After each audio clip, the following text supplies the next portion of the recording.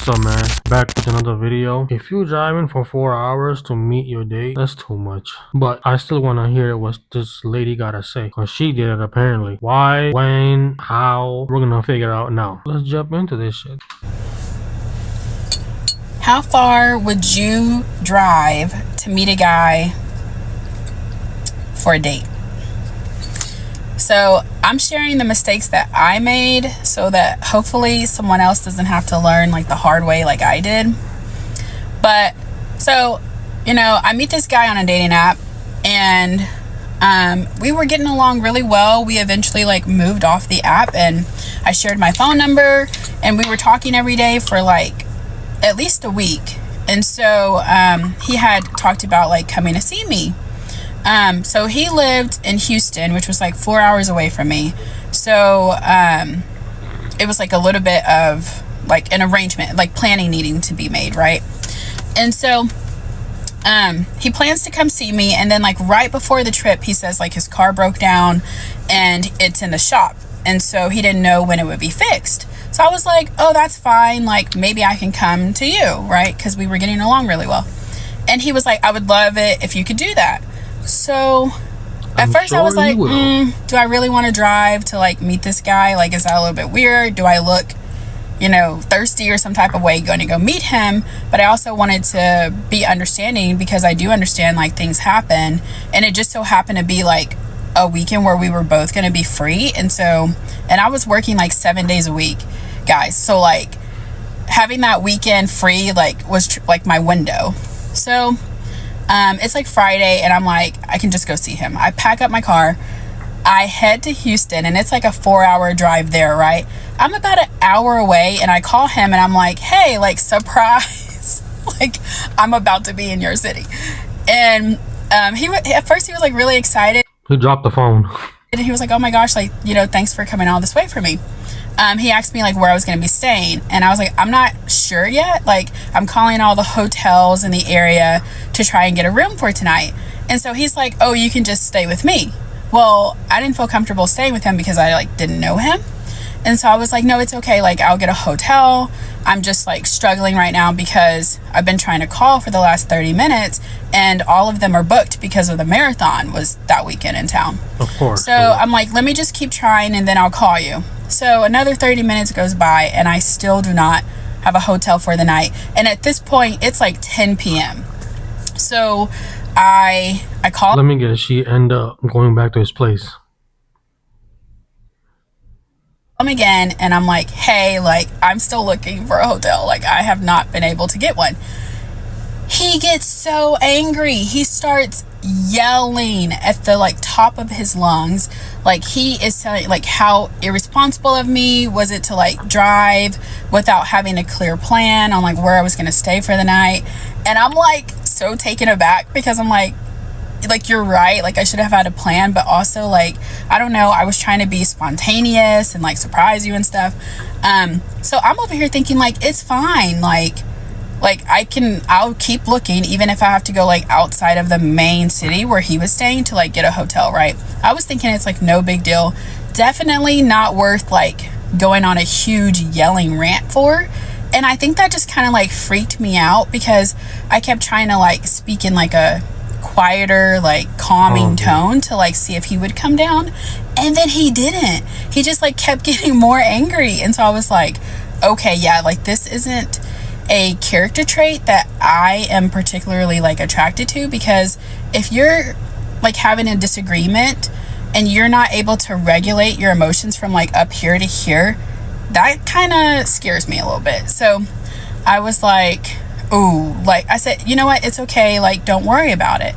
And so I call around, I get a hotel within the next like 10 to 15 minutes, but I ended up having to pay like a hefty price. Like I think that hotel was like $350 for the night, because it was the marathon was happening. And so I was like, ouch. But at the same time, like, it was what was available, so I did it. Well, I was so turned off by the yelling at me, so I didn't call him again after that. I stayed at that hotel for the night. The next day, I went and had like a really nice lunch. So I had like a luxury bath at the hotel. I treated myself to like a fancy lunch. You deserved it, man. You drove for 4 hours. You deserve that shit. Before driving all the way back another 4 hours. And so, like, it was just a lesson learned. Like, for me personally, do not make the drive to go see a guy for the first time. And if you do, definitely do not drive 4 hours. You know, like, I don't know, maybe 30 minutes. Like, if he's asking, like, can you meet me halfway, and it's like an hour drive and you meet 30 minutes, sure. Anything more than that, I don't know. Like, from my personal experience, I'm gonna have to, like, say no. It's a no for me. Okay?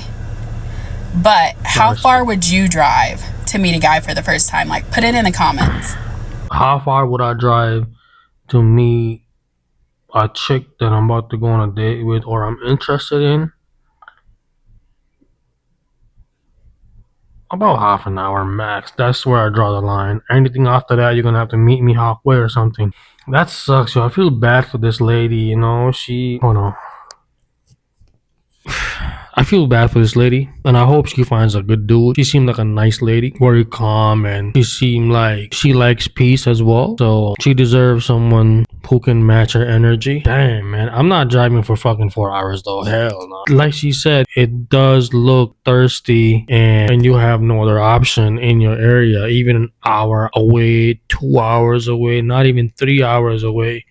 Nobody wants you, so you're gonna come all the way out here, drive for 4 hours to see me. And I feel like if you're driving to meet somebody for 4 hours away, I don't think I would want to surprise them, because everybody have a life, everybody have things going on, right?